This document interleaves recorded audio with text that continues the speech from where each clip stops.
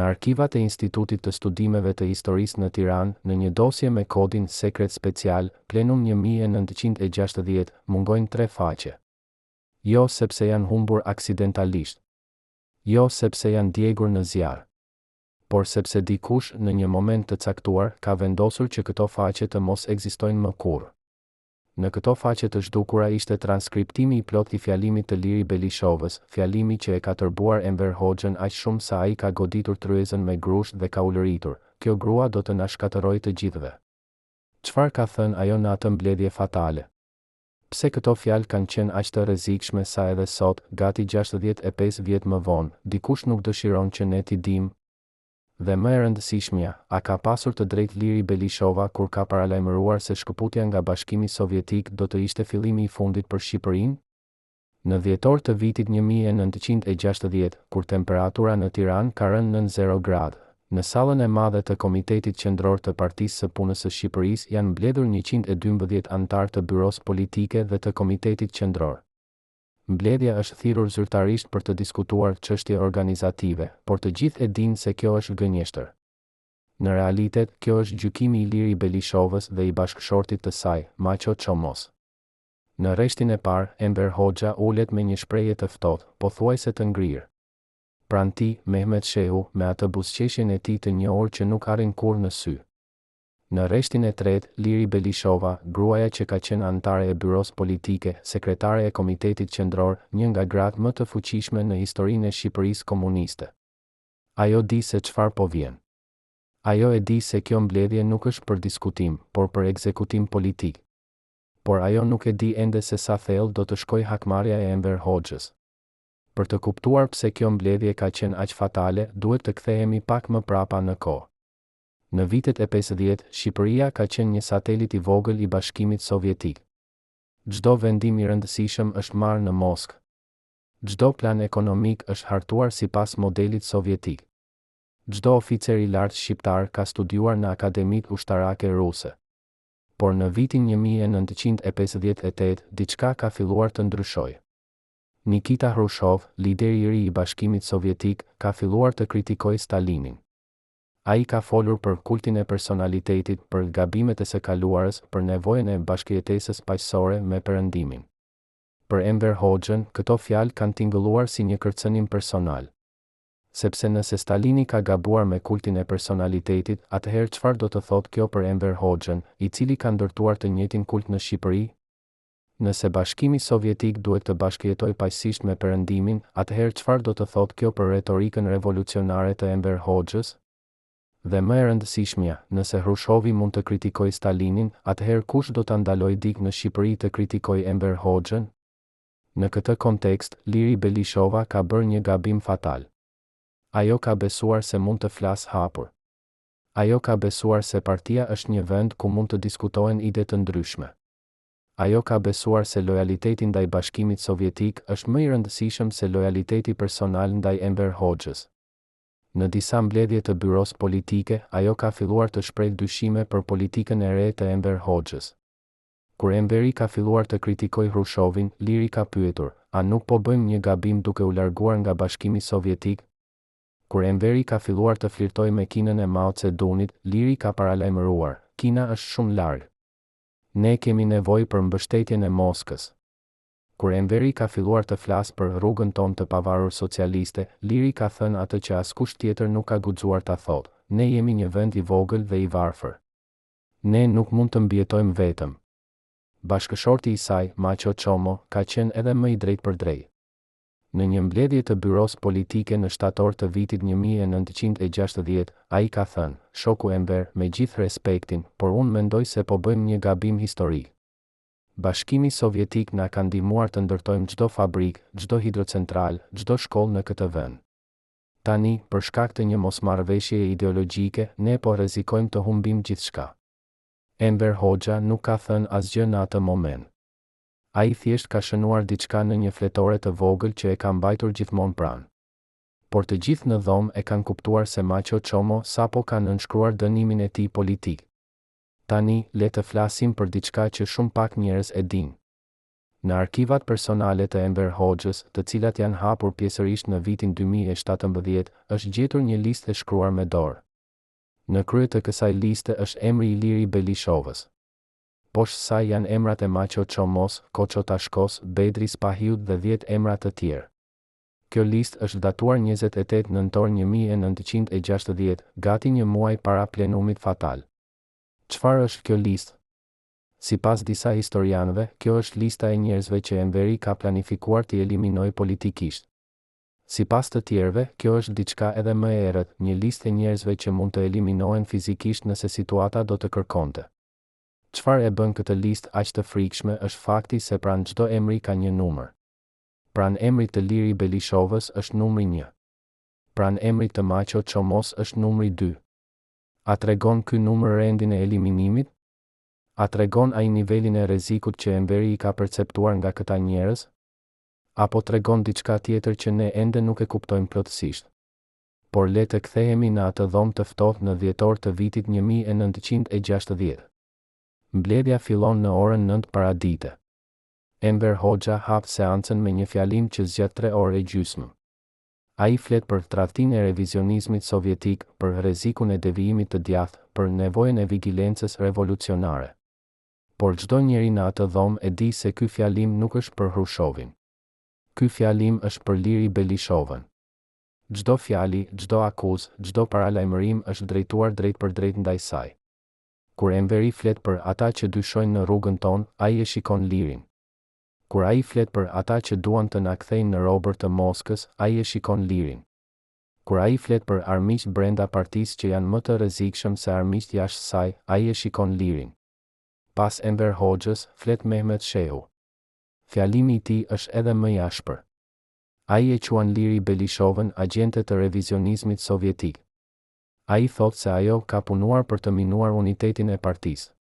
Ai sugjeron se ajo mund të ketë pasur kontakte të padeklaruara me ambasadën sovjetike.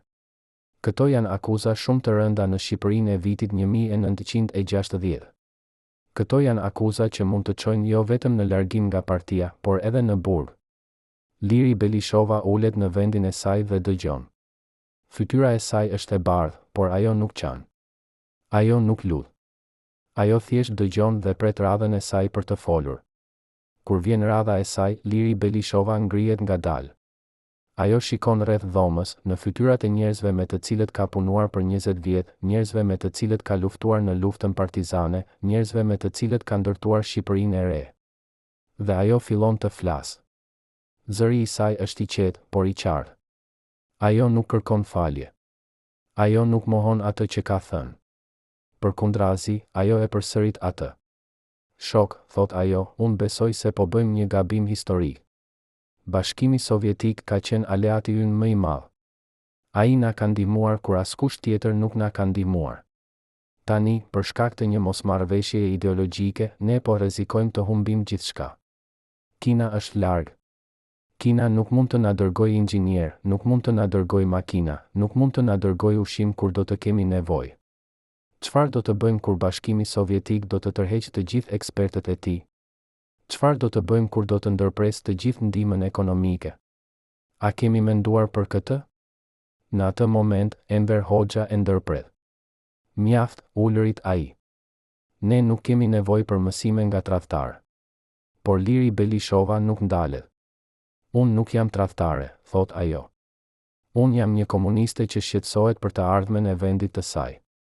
Dhe unë ju paralajmëroj, nëse ne shkëputemi nga Bashkimi Sovjetik, ne do të izolohemi. Ne do të bëhemi vendi më i varfër në Evropë. Populli ynë do të vuajë. Dhe një ditë, historia do të na gjykojë për këtë vendim. Këto janë fjalët që Enver Hoxha nuk i ka falur kurrë. Këto janë fjalët që kanë shkaktuar zhdukjen e atyre 3 faqeve nga arkivat. Sepse Iliri Belishova ka pasur të drejtë. Çdo gjë që ajo ka paralajmëruar ka ndodhur. Shqipëria u shkëput nga Bashkimi Sovjetik. Shqipëria u izolua. Shqipëria u bë vendi më i varfër në Evropë. Populli shqiptar vuajti për 30 vjet. Dhe kur regjimi komunist ra në vitin 1991, një nga arsyet kryesore ishte pikërisht izolimi që kishte filluar në atë plenum të vitit 1960. Por në atë moment, në atë dhomë të ftohtë, askush nuk guxon ta mbështesë Liri Belishovën. Një nga një, antarët e komitetit qendror ngrihen dhe e dënojnë atë. Disa prej tyre janë miq të vjetër të saj. Disa prej tyre kanë qenë në të njëjtën çetë partizane me të. Por tani, ata i quajnë tradhtare, revizioniste, agjente të huaj. Pse? Sepse ata e dinë se nëse nuk e dënojnë Lirin, ata do të jenë të ardhshmit në listën e Enver Hoxhës. Kjo është mënyra se si funksionon terrori, jo vetëm duke ndëshkuar armiq, por duke detyruar miq të bëhen ekzekutor. Macho Chomo, bashkëshorti i Liri Belishovës, gjithashtu flet. Fjalimi i tij është edhe më i guximshëm se ai i gruas së tij. Ai thot, shoku Enver, unë ju respektoj si udhëheqës të partisë. Por unë nuk mund të hesh kur shoh se po çojmë vendin drejt katastrofës. Ju po na izoloni nga e gjithë bota. Ju po na ktheni në një kështjell të rrethuar. Dhe një ditë, kjo kështjell do të bjerë, sepse asnjë vend nuk mund të mbijetojë i izoluar. Enver Hoxha e dëgjon këtë me një shprehje të ftohtë. Pastaj ai thot diçka që të gjithë e mbajnë mend edhe sot, Macho Chomo, ti ke qenë një luftëtar i mirë. Por tani ti je bërë një budalla. Dhe budallallqet nuk kanë vend në partinë tonë. Votimi është unanim. Liri Belishova dhe Macho Chomo largohen nga të gjitha pozicionet e tyre. Ata largohen nga byroja politike, nga komiteti qendror, nga çdo pozicion udhëheqës. Por kjo është vetëm fillimi.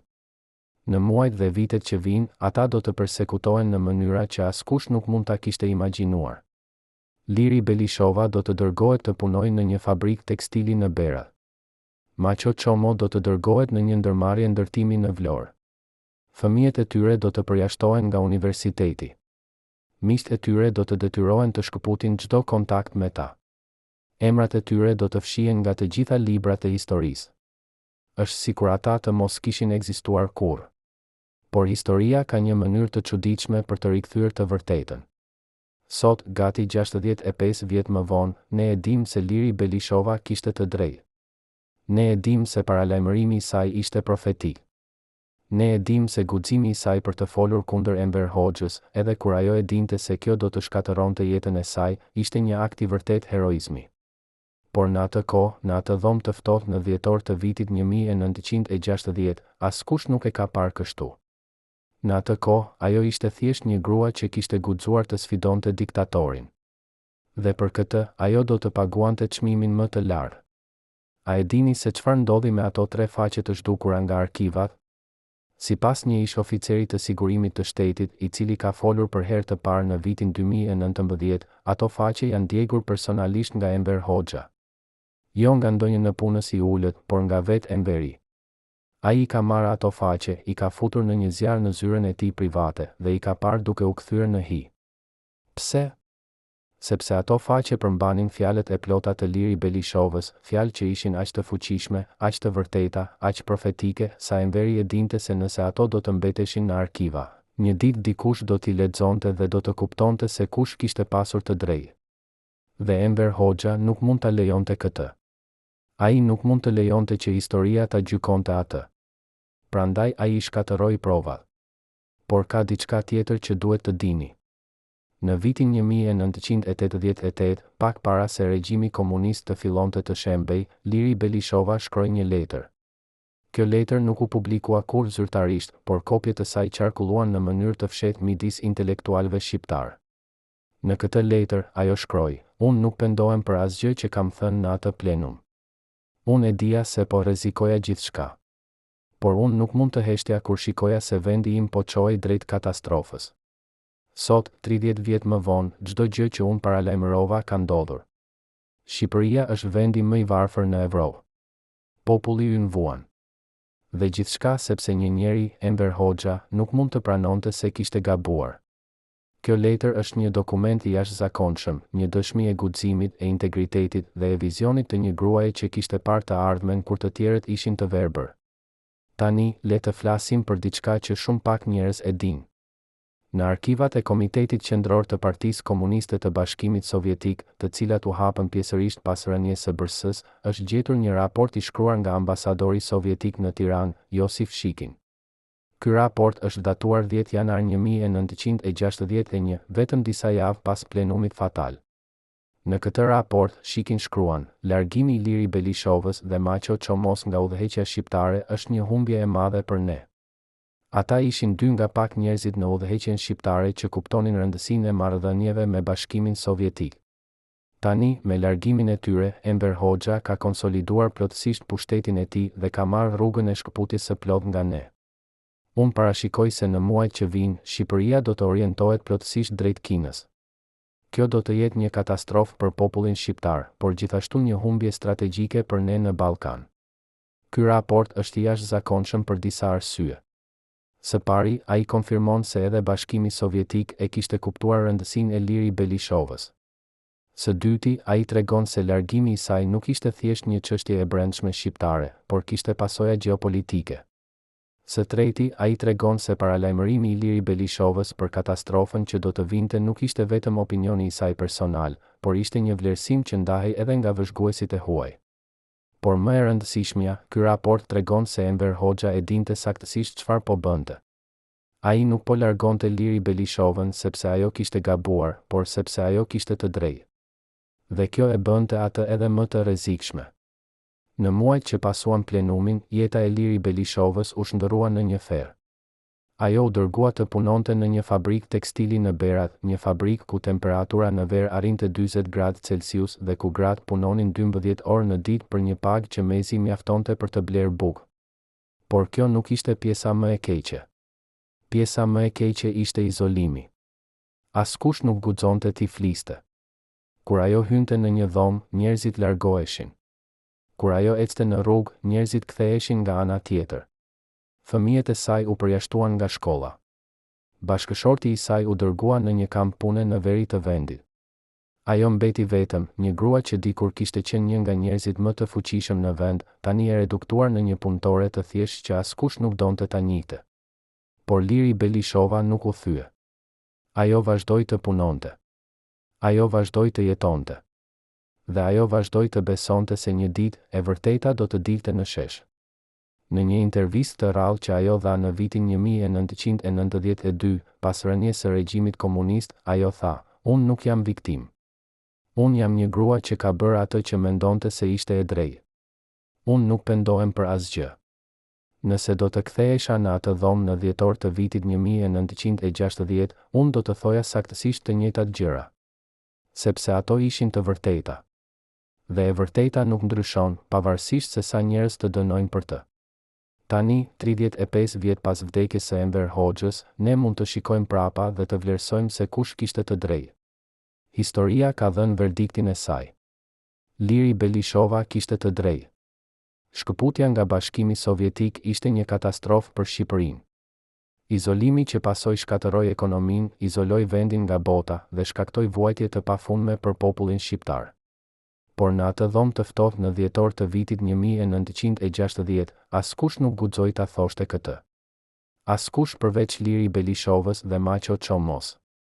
Dhe për këtë guxim, ata paguan me jetët e tyre, jo me vdekjen fizike, por me diçka që në shumë mënyra ishte edhe më e keqe, vdekjen sociale, izolimin, fshirjen nga historia.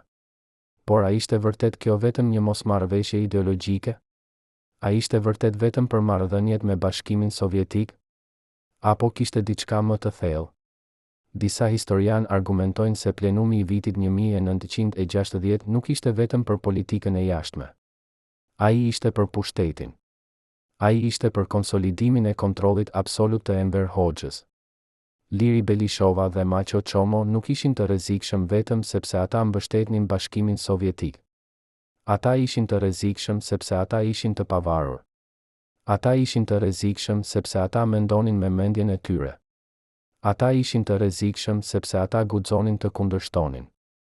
Dhe në një regjim totalitar, pavarësia e mendimit është krimi më i madh i mundshëm. Kjo na çon në një pyetje më të gjerë, sa kushton guximi për të thënë të vërtetën? Për Iliri Belishovën, ai kushtoi gjithçka. Ai kushtoi karrierën e saj, reputacionin e saj, familjen e saj, jetën e saj normale. Por ai ia vlente? Kur ajo vdiq në vitin 2007, në moshën 91 vjeç, ajo ishte ende e panjohur për shumicën e shqiptarëve.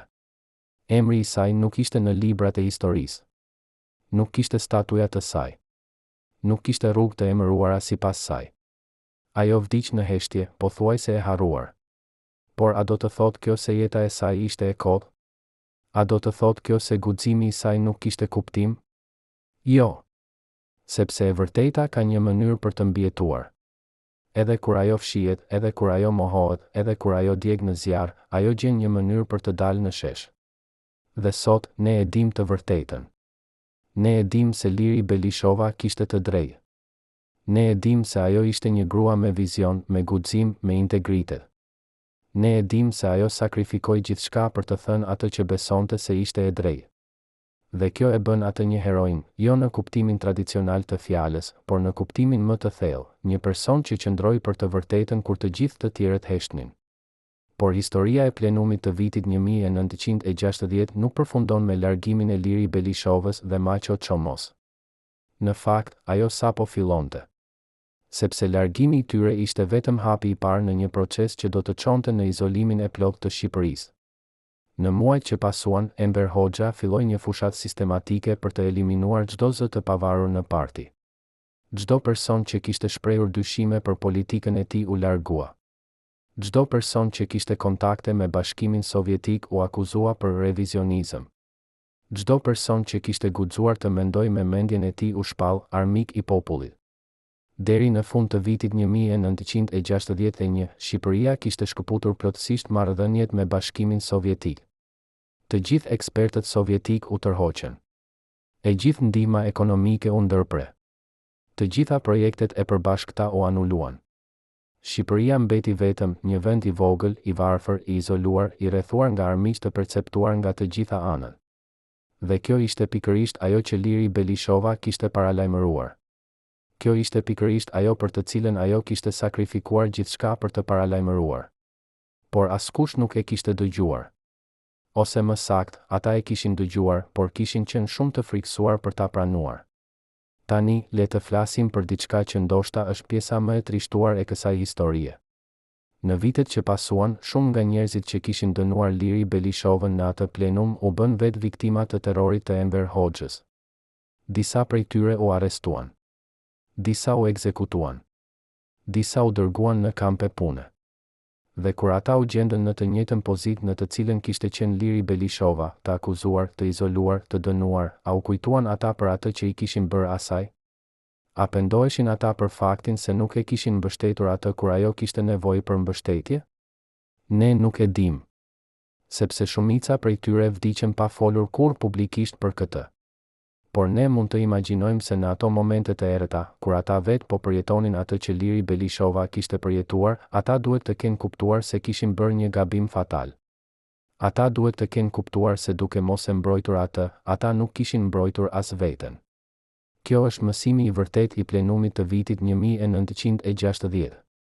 Nuk është vetëm një histori për një grua të guximshme që u përball me një diktator. Është një histori për çmimin e heshtjes. Është një histori për atë që ndodh kur njerëzit zgjedhin sigurinë e tyre personale mbi të vërtetën.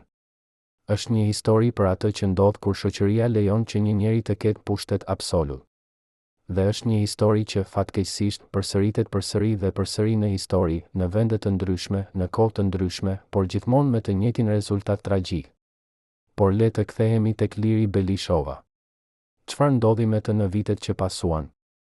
Ajo vazhdoi të punonte në atë fabrikë tekstili në Berat për gati 20 vjet. Çdo ditë, ajo zgjohej në orën 5 paradite, ecte 3 kilometra deri në fabrikë, punonte 12 orë dhe pastaj ecte përsëri 3 kilometra për t'u kthyer në shtëpinë e saj të vogël. Ajo jetonte me një pagë që mezi mjaftonte për të blerë bukë dhe qumësht. Ajo nuk kishte asnjë privilegj, asnjë ndihmë, asnjë mbështetje. Por ajo nuk u ankua kurrë.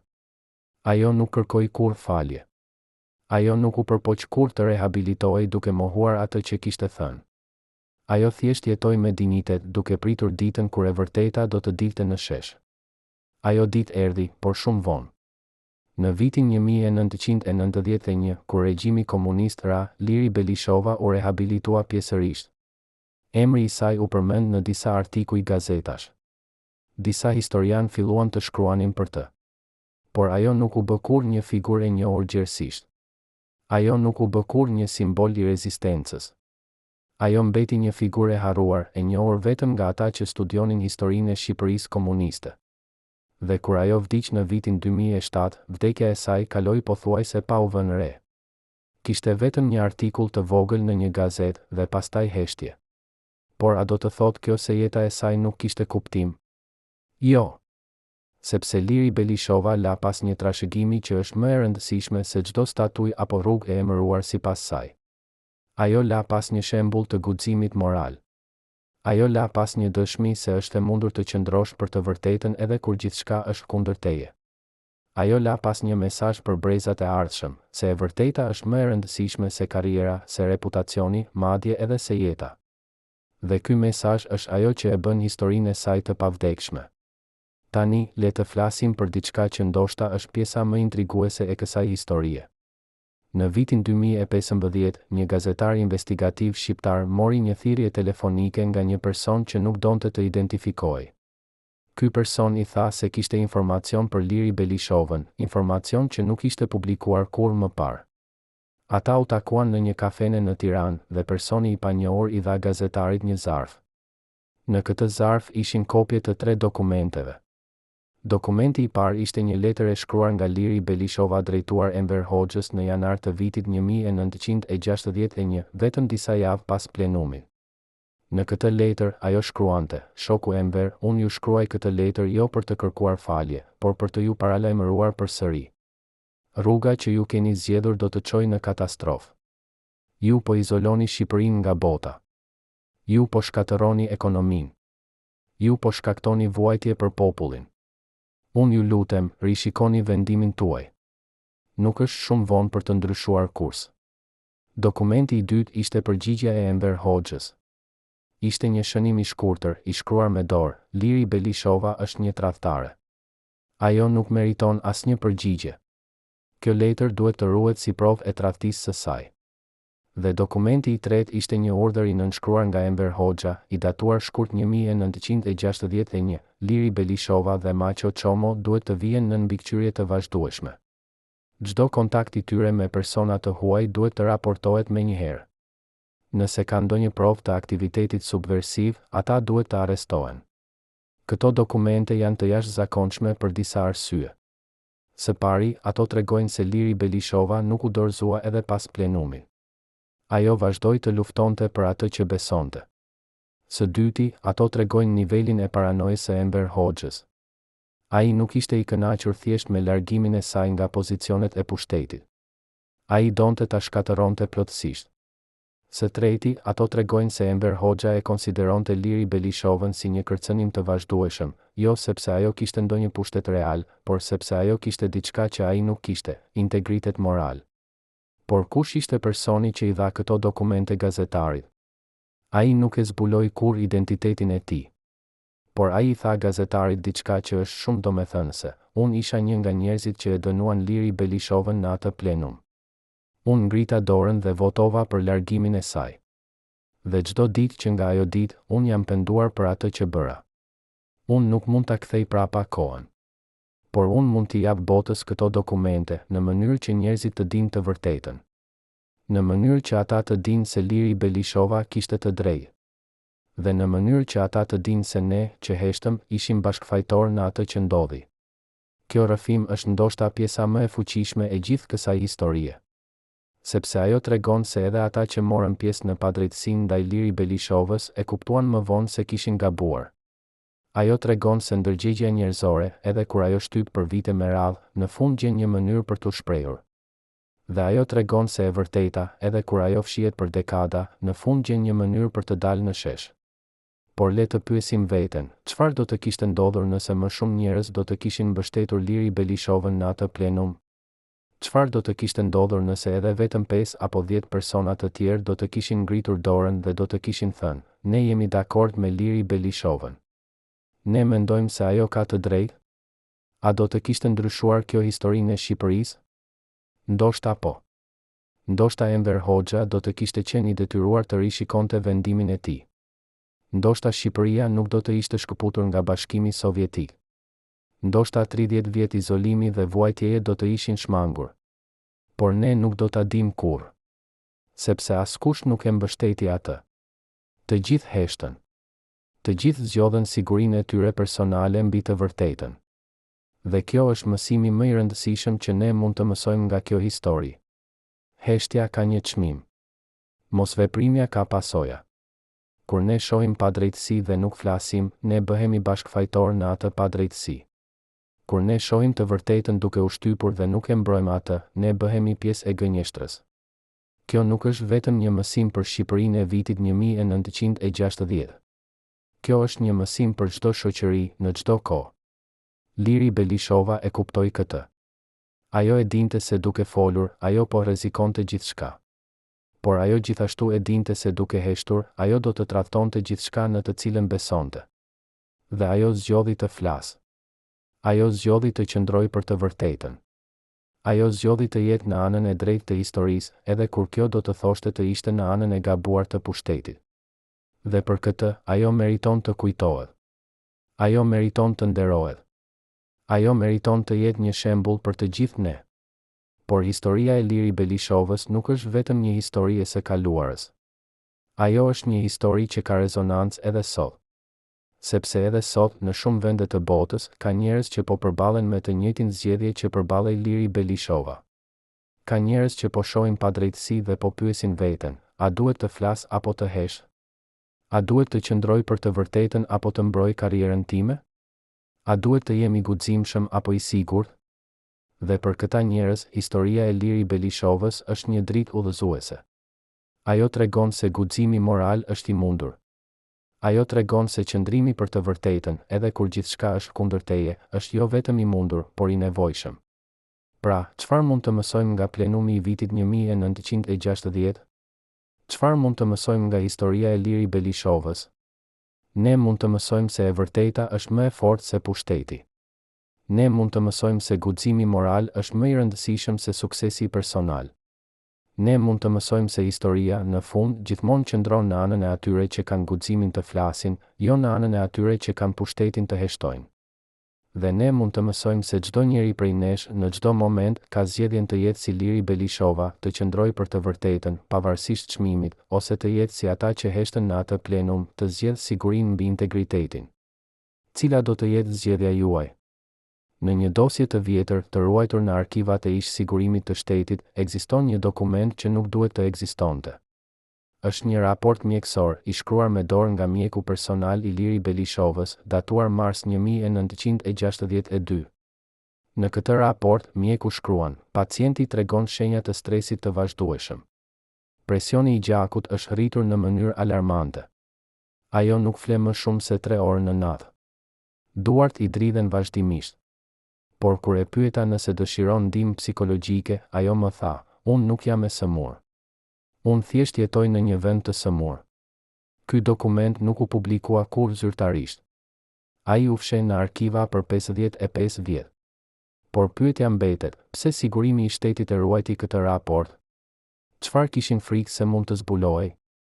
Dhe më e rëndësishmja, sa persona të tjerë në udhëheqjen shqiptare vuanin nga e njëjta sëmundje e heshtur, sëmundja e frikës që të flasësh të vërtetën? Le të flasim për diçka që askush nuk e diskuton, çmimin fizik të guximit politik. Kur Liri Belishova u dërgua në atë fabrikë tekstili në Berat, ajo nuk ishte thjesht një punëtore e thjeshtë.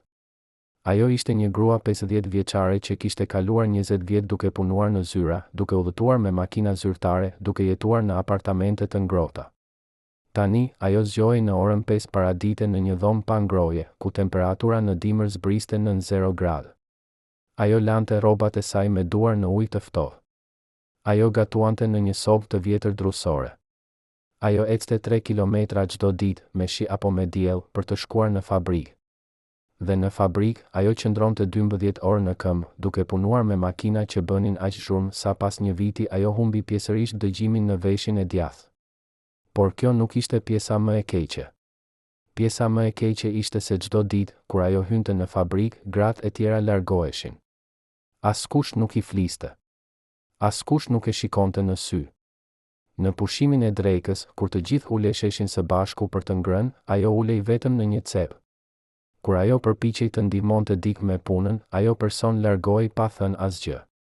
Ishte sikur ajo të ishte një fantazmë, e dukshme, por e padukshme në të njëjtën kohë. Dhe kjo izolim, kjo heshtje e vazhdueshme, ishte më e dhimbshme se çdo dënim fizik. Sepse njeriu është një qenie sociale. Ne kemi nevojë për kontakt, për komunikim, për njohje. Dhe kur na mohohet kjo, diçka brenda nesh fillon të vdes. Por Liri Belishova nuk vdiq. Ajo gjeti një mënyrë për të mbijetuar. Çdo mbrëmje, kur kthehej në shtëpinë e saj të vogël, ajo nxirrte një fletore të vjetër dhe shkruante. Ajo shkruante për atë që kishte ndodhur në plenum. Ajo shkruante për bisedimet që kishte pasur me Enver Hoxhën. Ajo shkruante për paralajmërimet që kishte dhënë. Ajo shkruante për njerëzit që e kishin tradhtuar.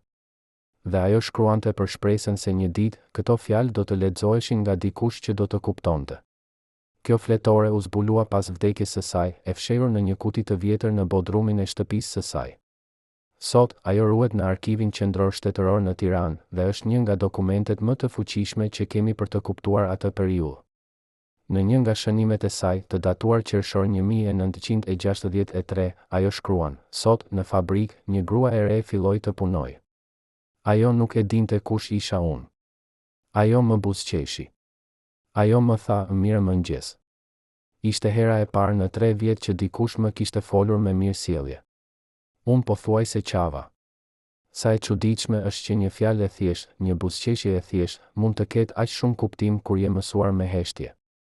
Kjo shënim është tronditëse në thjeshtësinë e saj. Ajo tregon se si izolimi sistematik mund të shkatërrojë shpirtin e një personi. Por ajo gjithashtu tregon se si shpirti njerëzor, edhe në kushtet më të vështira, gjen mënyra për të mbijetuar. Tani, le të flasim për bashkëshortin e saj, Maqo Çomon. Pas plenumit, ai u dërgua në një ndërmarrje ndërtimi në Vlorë, një vend ku burrat punonin në kushte që sot do të konsideroheshin si torturë. Ata ngrinin ndërtesa pa pajisje sigurie. Ata punonin në lartësi të mëdha pa rjeta mbrojtëse. Ata transportonin materiale të rënda pa makina. Dhe çdo aksident, çdo lëndim, konsiderohej si neglizhencë e punëtorit, jo si mungesë e kushteve të sigurta.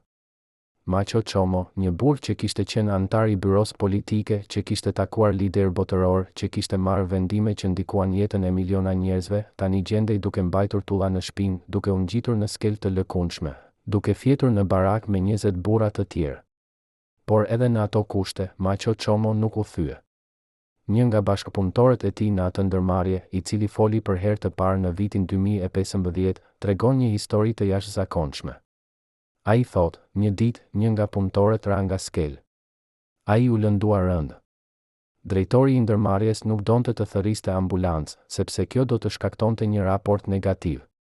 Por Maqo Çomo, edhe pse ai vet ishte një armik i popullit, këmbënguli që të thërritej ambulanca. Ai tha, unë nuk më intereson çfarë do të më bëni mua. Por ky njeri ka nevojë për ndihmë. Drejtori u zemërua, por në fund thirri ambulancën. Dhe ai punëtor u shpëtua. Pas asaj dite, të gjithë ne e respektuam Maqo Çomon. Ne e dinim se ai ishte një njeri i mirë, pavarësisht se çfarë thoshte propaganda. Kjo histori është e rëndësishme sepse ajo tregon diçka që regjimi komunist përpiqej të fshite, se karakteri i një personi nuk përcaktohet nga pozicioni i tij politik, por nga veprimet e tij në momente kritike. Maqo Çomo, edhe kur ai vet ishte viktimë e padrejtësisë, gjeti forcën për të mbrojtur dikë tjetër. Kjo është përkufizimi i vërtet i guximit moral. Por le të kthehemi në Tiranë, në pallatin e Enver Hoxhës. Ndërsa Liri Belishova dhe Maqo Çomo vuanin në fabrika dhe ndërmarrje ndërtimi, Enver Hoxha jetonte në një botë krejtësisht të ndryshme. Çdo mëngjes, ai zgjohej në një dhomë gjumi me sipërfaqe 150 metra katror, me tavan të lartë 4 metra, me dritare që shikonin mbi kopshtet e mrekullueshme të pallatit. Ai hante mëngjes që përgatitej nga kuzhinier të trajnuar në Francë, fruta të importuara nga Italia, djath nga Zvicra, mish nga fermat private që furnizoheshin ekskluzivisht për familjen e tij.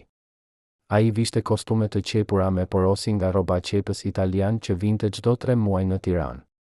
Ai lexonte gazeta nga e gjithë bota, gazeta që populli shqiptar nuk kishte të drejtë t'i lexonte. Le të bëjmë një krahasim konkret. Në vitin 1962, paga mesatare e një punëtori në Shqipëri ishte 800 lekë në muaj. Me këtë pagë, një familje mund të blinte bukë, pak perime dhe ndoshta një herë në muaj pak mish. Në të njëjtën kohë, vetëm për mirëmbajtjen e kopshteve të pallatit të Enver Hoxhës, shteti shpenzonte 150.000 lekë në muaj. Kjo do të thotë se kostoja e kopshteve të Enverit ishte sa paga vjetore e 188 punëtorëve. Vetëm për kopshtet. Jo për ushqimin, jo për rrobat, jo për makinat, jo për udhëtimet. Vetëm për kopshtet. Por shifrat bëhen edhe më tronditëse kur shikojmë më thellë. Në vitin 1964, Enver Hoxha urdhëroi ndërtimin e një vile pushimi në Durrës. Kjo vilë, e cila sot njihet si vila numër 1, kushtoi 7.500.000 lekë. Për të kuptuar sa është kjo shumë, le të bëjmë një krahasim. Me këto para, shteti mund të kishte ndërtuar 20 shkolla të reja, ose 5 spitale rajonale, ose të kishte rritur pagën e çdo punëtori në vend me 100 lekë për një vit të tërë. Por në vend të kësaj, parat shkuan për një vilë që Enver Hoxha e përdorte vetëm 2 javë në vit. Dhe kjo nuk ishte e gjitha. Enver Hoxha kishte gjithashtu vila në Pogradec, në Vlorë, në Korçë, në Shkodër. Ai kishte një jahte private në Saranë. Ai kishte një avion privat që e përdorte për udhëtime brenda vendit. Ai kishte një flot prej 12 makinash luksoze, duke përfshirë Mercedes-Benz të importuara drejt për drejt nga Gjermania Perëndimore, nga Gjermania Perëndimore, vendi që ai e quante armik të popullit. Ironia ishte e tmerrshme, ndërsa ai i thoshte popullit shqiptar se Perëndimi ishte i korruptuar dhe i prishur, ai vetë përdorte produktet më të mira që Perëndimi kishte për të ofruar. Por le të pyesim veten, a e dinin njerëzit për këtë? A e dinin punëtorët që punonin 12 orë në ditë për 800 lekë në muaj se udhëheqësi i tyre jetonte në një pallat që kushtonte sa paga e 100.000 punëtorëve? Disa e dinin.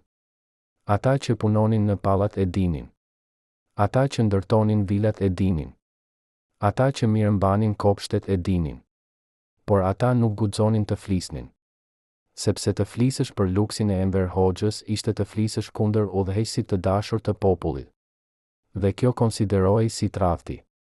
Kishte një rast të dokumentuar ku një punëtor që kishte punuar në ndërtimin e vilës në Durrës kishte folur me një mik të tij për atë që kishte parë. Ai kishte thënë, nuk mund ta besoj sa para po shpenzohen për këtë vilë. Me këto para, ne mund të ndërtonim një qytet të tërë.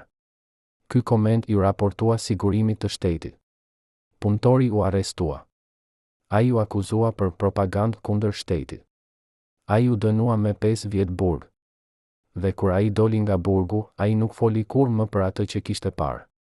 Kjo ishte mënyra se si regjimi siguronte heshtjen, jo vetëm duke ndëshkuar ata që flisnin, por duke i bërë të tjerët dëshmitar të ndëshkimit në mënyrë që ata të mësonin mësimin. Por le të kthehemi tek Liri Belishova.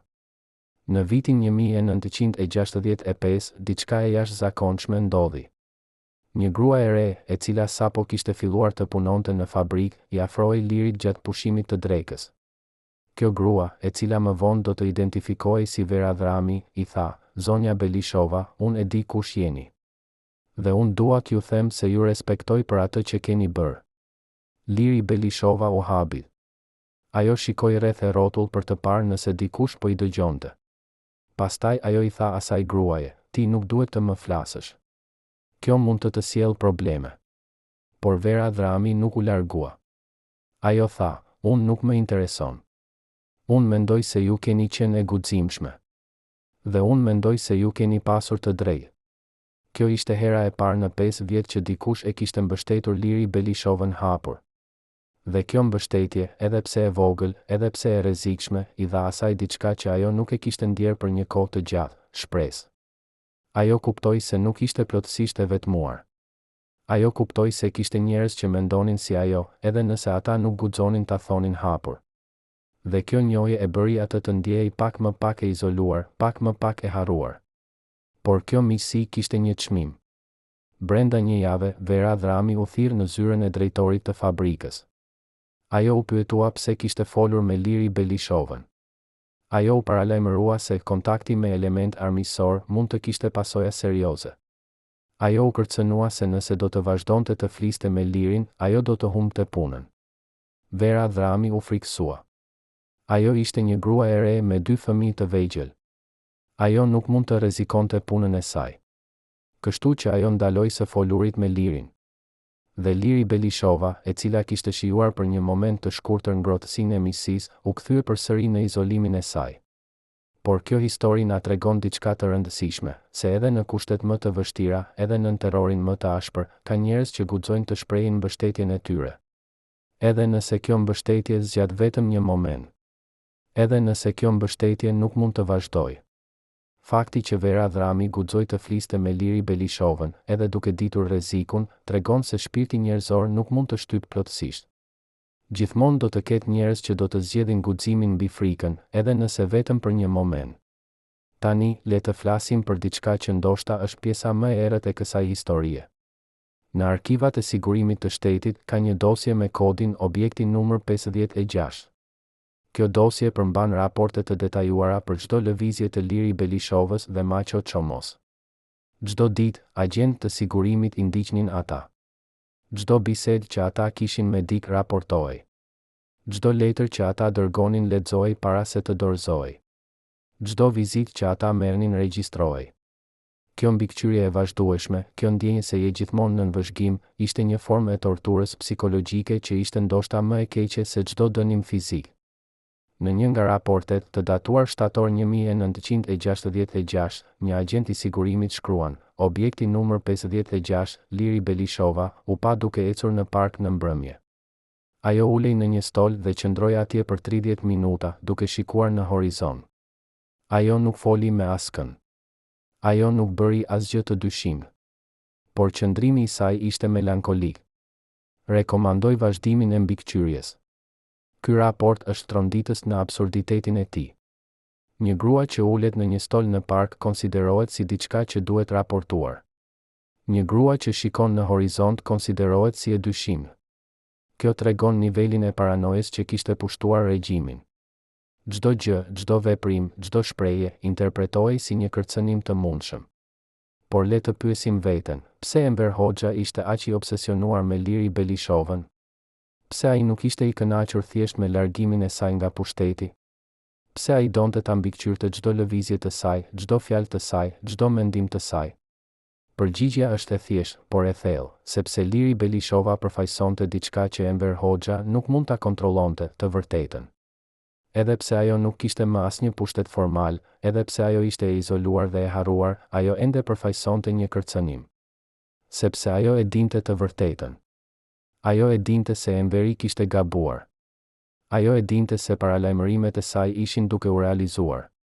Dhe Enveri e dinte se nëse kjo e vërtet do të dilte ndonjëherë në shesh, ai do të gjykohej nga historia. Kjo na çon në një pyetje më të gjerë, sa mund të jetojë një gënjeshtër? Sa kohë mund të mbajë një regjim që është ndërtuar mbi gënjeshtra? Historia e Shqipërisë komuniste na jep përgjigjen, gënjeshtrat mund të mbajnë për dekada, por jo për gjithmonë. E vërteta, edhe kur ajo fshihet, edhe kur ajo mohohet, edhe kur ajo persekutohet, në fund gjen një mënyrë për të dalë në shesh. Dhe kur ajo del, ajo shkatëron gjithçka që është ndërtuar mbi gënjeshtra. Por në vitin 1966, kjo e ardhme ishte ende larg. Në atë kohë, Enver Hoxha duke i pathyeshëm. Ai kishte konsoliduar pushtetin e tij absolut. Ai kishte eliminuar çdo zë të pavarur. Ai kishte ndërtuar një kult personaliteti që e bënte atë pothuajse një perëndi në sytë e shumë shqiptarëve. Dhe ai kishte krijuar një sistem terrori që siguronte se askush nuk guxonte ta sfidonte atë. Por nën sipërfaqen e kësaj stabiliteti të dukshme, diçka po ndryshonte. Njerëzit po fillonin të pyesin pyetje. Njerëzit po fillonin të dyshonin. Njerëzit po fillonin të kuptojnë se diçka nuk ishte në rregull. Dhe në qendër të këtij zgjimi të ngadalt ishte kujtimi i Liri Belishovës. Edhe pse ajo ishte e harruar zyrtarisht, edhe pse emri i saj nuk përmendej në asnjë gazetë apo libër, njerëzit e kujtojnë atë. Ata kujtojnë guximin e saj. Ata kujtojnë paralajmërimet e saj. Dhe ata fillojnë të kuptojnë se ajo kishte pasur të drejtë. Kjo kujtesë kolektive, kjo njohje e heshtur, ishte fillimi i fundit për regjimin e Enver Hoxhës. Sepse një regjim që është ndërtuar mbi gënjeshtra nuk mund të mbijetojë kur njerëzit fillojnë të kujtojnë të vërtetën. A mund të imagjinoni se si ndiej Liri Belishova në ato vite? A mund të imagjinoni se çfarë kalonte në mendjen e saj çdo ditë kur zgjohej në atë dhomë të ftohtë, kur ecte në atë fabrikë, kur punonte në ato makina zhurmëmadhe, kur kthehej në atë shtëpi të vetmuar? A mendonte ajo se kishte bërë gabimin? A pendoi ajo për atë që kishte thënë në atë plenum? Nga shënimet e saj, ne e dim përgjigjen, jo. Ajo nuk pendoi. Ajo besonte se kishte bërë atë që ishte e drejtë. Dhe kjo besim, kjo siguri morale, ishte ajo që e mbajti atë gjallë gjatë atyre viteve të errëta. Por çfarë për Enver Hoxhën? A mendonte ai ndonjëherë për Liri Belishovën? A e shqetësonte ai kujtimi i saj? Nga disa burime, ne e dim se po. Në një bisedë private me Mehmet Shehun në vitin 1970, Enver Hoxha tha, Liri Belishova ishte gabimi im më i madh. Jo sepse ajo ishte e rrezikshme, por sepse ajo ishte e drejtë. Dhe kjo e bën atë edhe më të rrezikshme. Kjo deklaratë është e jashtëzakonshme.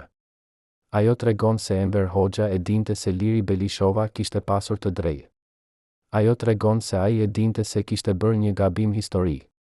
Por ajo gjithashtu tregon se ai nuk ishte i gatshëm ta pranonte këtë gabim publikisht. Sepse të pranosh gabimin do të thoshte të pranosh se ai nuk ishte i pagabueshëm. Dhe kjo do të shkatëronte kultin e personalitetit që ai kishte ndërtuar me kaq kujdes. Kjo është tragjedia e diktatorëve, ata bëhen robër të imazhit të tyre. Ata nuk mund të pranojnë gabime, sepse gabimet do të tregonin se ata janë njerëz, jo perëndi. Ata nuk mund të ndryshojnë kurs, sepse ndryshimi do të tregonte se kursi i mëparshëm ishte i gabuar. Ata mbeten të ngujuar në gënjeshtrat e tyre, duke ditur se ato janë gënjeshtra, por duke qenë të paaftë për t'i braktisur ato. Dhe në fund, këto gënjeshtra i shkatërrojnë ata. Por kjo është një histori për një kohë tjetër. Tani, le të fokusohemi në pyetjen që duhet të na shqetësojë të gjithëve. Çfarë do të kishit bërë ju në vendin e Liri Belishovës? Nëse do të ishit në atë dhomë në dhjetor të vitit 1960, duke ditur se duke folur do të shkatëronte jetën tuaj, a do të kishit folur? Nëse do të ishit në atë fabrikë në Berat duke jetuar në izolim dhe varfëri, a do të kishit ruajtur besimin tuaj në të vërtetën?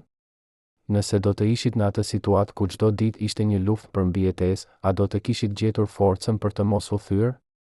Këto nuk janë pyetje hipotetike. Këto janë pyetje që çdo njeri duhet t'i bëjë vetes. Sepse historia përsëritet. Situatat ndryshojnë, por zgjedhjet mbeten të njëjta. Edhe sot, në vende të ndryshme, në kontekste të ndryshme, ka njerëz që po përballen me të njëjtin zgjedhje që përballej Liri Belishova. Dhe mënyra se si ne përgjigjemi ndaj këtyre pyetjeve përcakton jo vetëm karakterin ton personal, por edhe të ardhmen e shoqërive tona. Imagjinoni që jeni një nga 12 njerëzit që dinin gjithçka për Enver Hoxhën, çdo sekret mjekësor, çdo plan evakuimi, çdo tunel të fshehur nën Tiranë. Tani imagjinoni që duhet të zgjidhni, të ruani besnikërinë tuaj ose të shpëtoni jetën tuaj. Më 22 dhjetor 1989, këta njerëz bën zgjedhjen që ndryshoi historinë e Shqipërisë. Por në vitin 1960, kur Liri Belishova qëndronte e vetme kundër Enver Hoxhës, ekzistonte një grup tjetër i fshehur, një grup që e dinte se çfarë po ndodhte vërtet, por që zgjodhi heshtjen.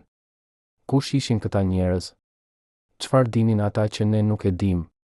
Dhe pse, kur erdhi momenti i të folurit, ata zgjodhen të mbrojnë diktatorin në vend të vërtetës? Në arkivat e byros politike, të hapura pjesërisht në vitin 2019, është gjetur një dokument i jashtëzakonshëm. Është një listë e shkruar me dorë nga Mehmet Shehu, datuar nëntor 1959, gati një vit para plenumit fatal. Në këtë listë janë 12 emra. Në krye është emri i Mehmet Shehut vetë. Poshtë tij janë emrat e Hysni Kapos, Ramiz Alis, Adil Çarçanit, Manush Myftis, Rita Markos, Nexhmie Hoxhës, bashkëshortes së Enverit dhe 5 emra të tjerë. Pranë çdo emri ka një shënim të shkurtër. Pranë emrit të Mehmet Shehut shkruan: e di gjithçka. Besnik deri në vdekje. Pranë emrit të Hysni Kapos: e di shumë. Mund të jetë problem nëse flet. Pranë emrit të Ramiz Alis: e di mjaftueshëm. Por është shumë i friksuar për të folur. Pranë emrit të Nexhmie Hoxhës: e di më shumë se kushdo. Por nuk do të flas kurrë. Çfarë është kjo listë? Sipas disa historianëve, kjo është lista e rrethit të brendshëm, grupi i njerëzve që dinin sekretet më të errëta të regjimit. Këta njerëz dinin për sëmundjet e Enver Hoxhës që fshiheshin nga populli. Ata dinin për tunelet sekrete që lidhonin pallatin me bunker të ndryshëm nën Tiranë. Ata dinin për llogaritë bankare në Zvicër ku ruhen paratë e vjedhura nga populli. Ata dinin për ekzekutimet sekrete që nuk u raportuan kurrë. Ata dinin për marrëveshjet e fshehta me fuqi të huaja që kontradiktonin retorikën publike të regjimit. Dhe më e rëndësishmja, ata dinin se Liri Belishova kishte të drejtë. Por pse ata nuk folën? Pse ata nuk e mbështetën atë në atë plenum? Përgjigjja është komplekse, por mund të reduktohet në një fjalë: frikë. Jo vetëm frikë për jetën e tyre, edhe pse kjo ishte një faktor i rëndësishëm, por frikë për të humbur atë që kishin. Këta njerëz jetonin në pallate. Ata udhëtonin me makina luksoze. Ata hanin ushqim të importuar. Ata dërgonin fëmijët e tyre në shkolla të veçanta. Ata kishin pushtet, prestigj, privilegje. Dhe ata e dinin se nëse do të flisnin kundër Enver Hoxhës, ata do të humbisnin gjithçka. Kështu që ata zgjodhen të heshtën. Ata zgjodh të jenë bashkëfajtor në vend të heronjve. Por ka diçka edhe më të errët në këtë histori. Në të njëjtën dosje ku u gjet lista e Mehmet Shehut, ka edhe një dokument tjetër, një raport i shkruar nga Hysni Kapo, datuar dhjetor 1960, vetëm disa ditë pas plenumit.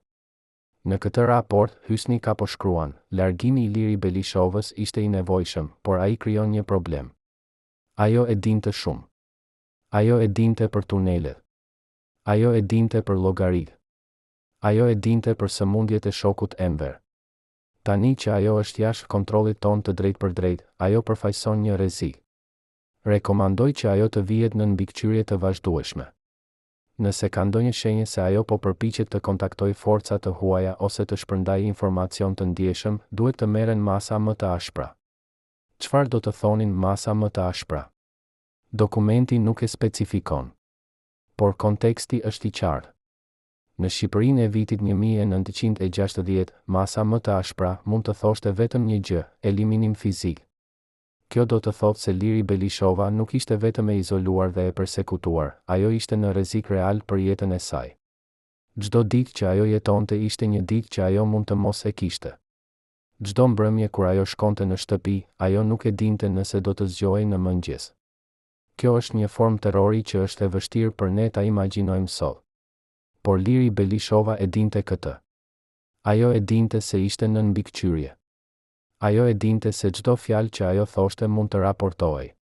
Ajo e dinte se çdo veprim që ajo bënte mund të keqinterpretohej.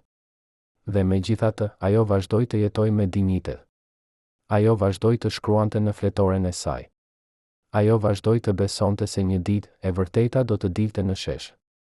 Kjo është guximi i vërtet, jo mungesa e frikës, por veprimi pavarësisht frikës. Tani, le të flasim për diçka që shumë pak njerëz e dinë.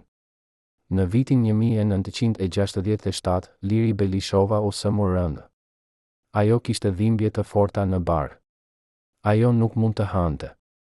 Ajo humbi peshë në mënyrë dramatike. Mjeku i fabrikës e ekzaminoi dhe tha se ajo kishte nevojë për operacion urgjent. Por kur ai kërkoi leje për ta dërguar atë në spital, leja u refuzua. Arsyeja zyrtare ishte se elementet armiqësor nuk meritojnë trajtim special. Por arsyeja e vërtet ishte më e errët, dikush në udhëheqje donte që ajo të vuante. Për 3 muaj, Liri Belishova jetoi me dhimbje të vazhdueshme. Ajo vazhdoi të punonte në fabrikë, edhe pse çdo lëvizje ishte një torturë. Ajo nuk u ankua. Ajo nuk kërkoi ndihmë. Ajo thjesht duroi. Në fund, kur gjendja e saj u bë aq e keqe sa ajo ra të fikët në fabrikë, ajo u dërgua në spital. Operacioni zbuloi se ajo kishte një tumor në zorë. Nëse ajo do të kishte marrë trajtim 3 muaj më parë, tumori do të ishte hequr lehtësisht. Por tani, ai ishte përhapur. Mjekët bën atë që mundën, por ata e dinin se dëmtimi ishte bërë. Kur Liri Belishova u zgjua pas operacionit, mjeku i tha të vërtetën. Ajo kishte ndoshta 2 vjet për të jetuar. Ajo e dëgjoi këtë me qetësi. Pastaj ajo pyeti: a mund të vazhdoj të punoj? Mjeku u habi. Zonja Belishova, tha ai, ju keni nevojë për pushim. Ju keni nevojë për kujdes. Por ajo tundi kokën. Unë nuk kam nevojë për pushim, tha ajo. Unë kam nevojë për qëllim. Dhe puna ime është qëllimi im. Kështu që ajo u kthye në fabrikë. Ajo vazhdoi të punonte, edhe pse trupi i saj po dështonte. Ajo vazhdoi të jetonte, edhe pse e dinte se koha e saj po mbaronte. Por historia ka një mënyrë të çuditshme për të na befasuar. Tumori nuk u përhapur aq shpejt sa mjekët kishin parashikuar. Liri Belishova jetoi jo 2 vjet, por 20 vjet të tjera. Ajo jetoi për të parë rënien e murit të Berlinit. Ajo jetoi për të parë fillimin e fundit të regjimit komunist në Shqipëri. Ajo jetoi për të parë emrin e saj të rehabilituar pjesërisht. Dhe ajo jetoi për të parë se paralajmërimet e saj ishin bërë realitet. Kjo është ndoshta drejtësia më e madhe që historia mund të ofrojë, jo hakmarrja, por vërtetimi. Por le të kthehemi në vitin 1968. Në atë vit, diçka e jashtëzakonshme ndodhi. Bashkimi Sovjetik pushtoi Çekoslovakinë për të shtypur pranverën e Pragës një lëvizje reformiste që kërkonte socializëm me fytyrë njerëzore. Enver Hoxha e dënoi këtë pushtim me ashpërsi. Ai e quajti atë revizionizëm të turpshëm dhe tradhti ndaj socializmit. Ai tha se Shqipëria nuk do të ndiqte kurrë shembullin e Bashkimit Sovjetik. Ai tha se Shqipëria do të mbetej besnike ndaj socializmit të vërtetë. Por kjo deklaratë ishte plot ironi. Sepse ajo që Bashkimi Sovjetik po bënte në Çekoslovaki, shtypjen e zërave të pavarur, eliminimin e reformistëve, imponimin e kontrollit absolut, ishte saktësisht ajo që Enver Hoxha kishte bërë në Shqipëri 8 vjet më parë. Liri Belishova kishte qenë pranvera e Tiranës, një zë që kërkonte reformë, që paralajmëronte për rreziqet e izolimit, që kërkonte një rrugë më njerëzore. Dhe Enver Hoxha e kishte shtypur atë me të njëjtën brutalitet që Bashkimi Sovjetik po shtypte Çekoslovakinë. Disa njerëz e pan këtë ironi. Në qarqet intelektuale të Tiranës filluan të qarkullojnë biseda të fshehta. Njerëzit filluan të pyesin, a nuk është Enveri duke bërë saktësisht atë që ai po dënon? Por këto biseda mbetën të fshehta. Askush nuk guxoi t'i shprehte ato publikisht. Sepse të flisësh kundër Enver Hoxhës në vitin 1968 ishte edhe më e rrezikshme se sa në vitin 1960. Regjimi ishte bërë edhe më paranojak, edhe më represiv, edhe më izoluar. Por le të flasim për diçka që është edhe më shqetësuese. Në arkivat e sigurimit të shtetit ka një seri raportesh që dokumentojnë aktivitetin subversiv të Liri Belishovës gjatë viteve 60. Këto raporte janë absurde në detajet e tyre. Një raport thotë se ajo u pa duke ecur ngadalë në rrugë, duke treguar shenja të meditimit të thellë. Një tjetër thotë se ajo u pa duke shikuar nga dritarja e saj për një kohë të gjatë, duke sugjeruar se ajo mund të ishte duke pritur një sinjal nga agent të huaj.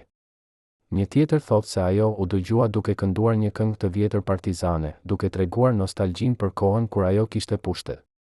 Këto raporte do të ishin qesharake nëse nuk do të ishin aq tragjike.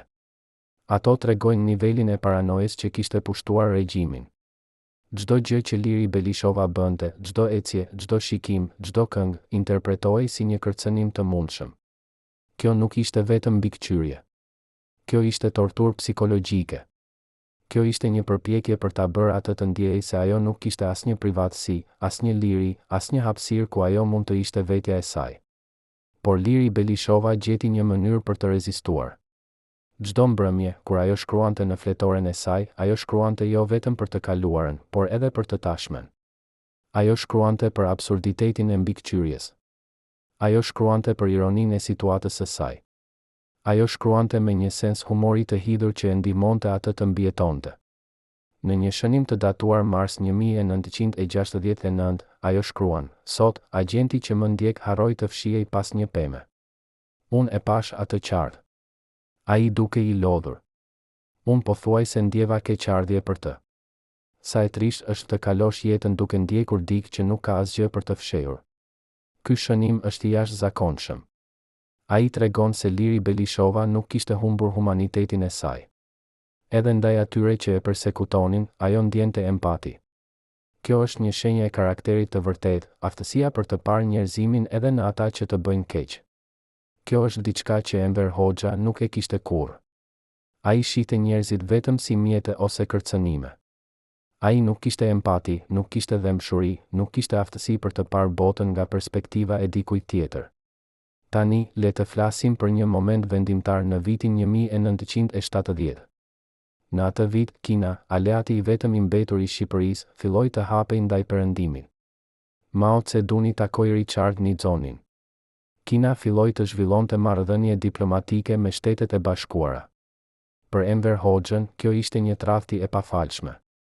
Ai e dënoi Kinën me të njëjtën ashpërsi që kishte dënuar Bashkimin Sovjetik 10 vjet më parë.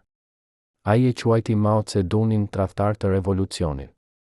Ai shkëputi marrëdhëniet me Kinën. Dhe Shqipëria mbeti plotësisht e izoluar, pa asnjë aleate të madh, pa asnjë mbështetje ekonomike, pa asnjë mbrojtje ushtarake. Kjo ishte pikërisht ajo që Liri Belishova kishte paralajmëruar 20 vjet më parë. Ajo kishte thënë se shkëputja nga Bashkimi Sovjetik do të çonte në izolim. Ajo kishte thënë se Kina ishte shumë larg për të qenë një aleate e besueshme. Ajo kishte thënë se Shqipëria kishte nevojë për marrëdhënie të mira me fqinjet e saj dhe me fuqitë e mëdha. Dhe tani, 20 vjet më vonë, çdo gjë që ajo kishte paralajmëruar kishte ndodhur. Shqipëria ishte vendi më i izoluar në Evropë. Ekonomia ishte në gjendje kollapsi. Populli vuante nga uria dhe mungesa. Dhe gjithçka sepse një njeri, Enver Hoxha, nuk kishte mundur të pranonte se kishte gabuar. Por a e kuptoi Enver Hoxha këtë?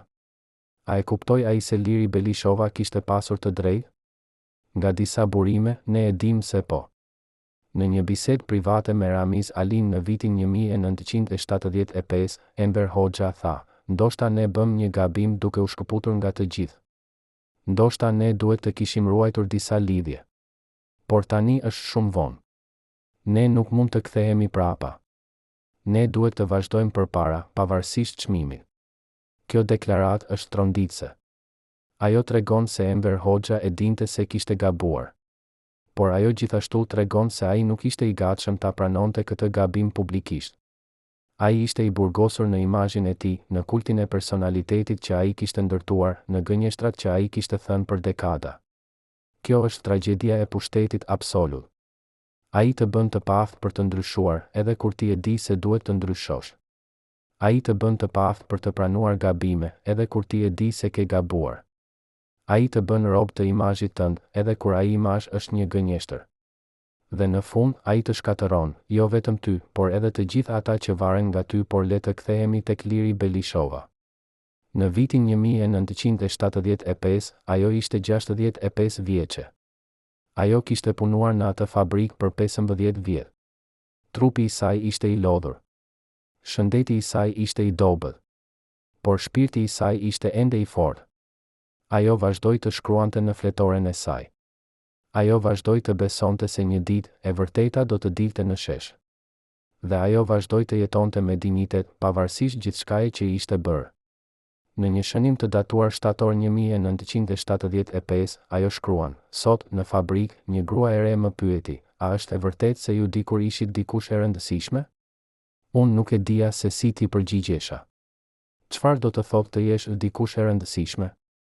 Nëse do të thotë të kesh pushtet, atëherë po, unë isha dikush e rëndësishme. Por nëse do të thotë të bësh diçka që ka kuptim, diçka që ndihmon njerëzit, diçka që ndryshon botën për mirë, atëherë ndoshta unë nuk isha kur dikush e rëndësishme. Ndoshta unë thjesht isha dikush që përpiqej të bënte atë që mendonte se ishte e drejtë. Dhe ndoshta kjo është gjithçka që çdo njeri mund të bëjë. Ky shënim është i jashtëzakonshëm në thjeshtësinë dhe thellësinë e tij. Ai tregon se Liri Belishova kishte arritur një nivel të urtësisë që shumë njerëz nuk e arrin kurrë. Ajo kishte kuptuar se rëndësia e vërtet nuk vjen nga pushteti ose prestigji, por nga integriteti dhe guximi për të qëndruar për atë që beson. Kjo është një mësim që të gjithë ne duhet ta mësojmë. Por historia e Liri Belishovës nuk përfundon këtu. Në vitet 80, ndërsa regjimi i Enver Hoxhës filloi të dobësohej, filluan të shfaqeshin shenja të vogla të ndryshimit. Disa intelektual filluan të shkruanin në mënyrë më kritike. Disa artistë filluan të krijonin vepra që sfiduan dogmën zyrtare. Disa të rinj filluan të pyesnin pyetje që prindërit e tyre nuk kishin guxuar t'i pyesnin. Dhe në këtë atmosferë të ndryshimit të ngadalt, emri i Liri Belishovës filloi të përmendej përsëri, jo hapur, por në biseda private, në qarqe të vogla, në momente kur njerëzit ndiheshin të sigurt për të folur. Kjo ishte fillimi i rehabilitimit të saj. Ishte një proces i ngadalt, i dhimbshëm, i paplodh. Por ishte një fillim. Dhe për Liri Belishovën, e cila kishte jetuar në heshtje dhe izolim për 25 vjet, kjo ishte një shenjë shprese. Ajo filloi të kuptonte se vuajtja e saj nuk kishte qenë e kollë. Ajo filloi të kuptonte se e vërteta, edhe kur ajo fshihet për dekada, në fund gjen një mënyrë për të dalë në shesh. Por pyetja mbetet, a ishte kjo mjaft? A ishte kjo drejtësi? Një grua që kishte sakrifikuar gjithçka për të thënë të vërtetën, që kishte jetuar në varfëri dhe izolim për 25 vjet, që kishte vuajtur në heshtje ndërsa ata që e kishin tradhtuar jetonin në luks, a meritonte ajo vetëm një rehabilitim të pjesshëm, një njohje të heshtur, një kujtim të dobët? Apo meritonte ajo diçka më shumë, një njohje publike, një kërkesë falje zyrtare, një vend në historinë e vendit të saj? Ne e dim përgjigjen. Ajo meritonte shumë më shumë se ajo që mori. Por historia nuk është gjithmonë e drejtë. Historia nuk gjithmonë shpërblen të mirët dhe ndëshkon të këqijnë.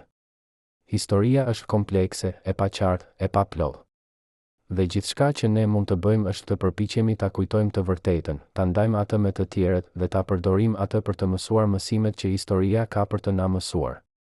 Pra, çfarë mësojmë nga historia e Liri Belishovës? Çfarë mësojmë nga ajo rreth i brendshëm që e dinte të vërtetën por zgjodhi të heshtë? Çfarë mësojmë nga ajo listë e 12 emrave që dinin gjithçka por nuk bën asgjë? Ne mësojmë se heshtja ka një çmim.